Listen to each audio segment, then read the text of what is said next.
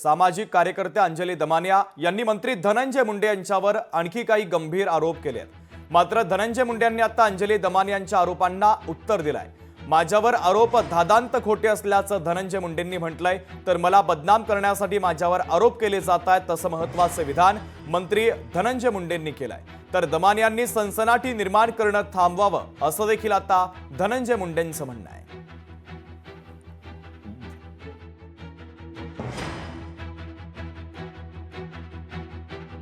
कमीत कमी 250 कोटीचा हा घोटाळा आहे।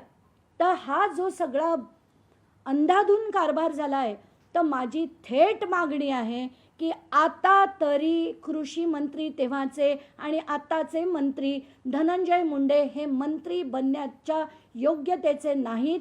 त्यांचा तातडीने राजीनामा घ्यावा आणि त्यांच्यावर इन्क्वायरी लावून हा सगळा झालेला शेतकऱ्यासाठी ठेवलेला पैसा हा परत मिळवा आणि हा पैसा जो आहे तो खरा त्याचा विनियोग डीबीटी अंतर्गत करावा।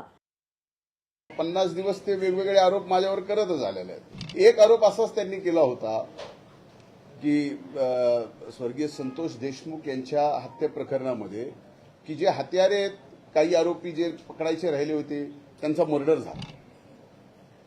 म्हणजे असे सनसनाटीखेच आरोप करायचे, धादान खोटे आरोप करायचे आणि स्वतःची प्रसिद्धी आणि दुसऱ्याला बदनाम करायचं, याच्या पलीकडे यातही मला दुसरं काही आणखीनही आढळून येत नाही।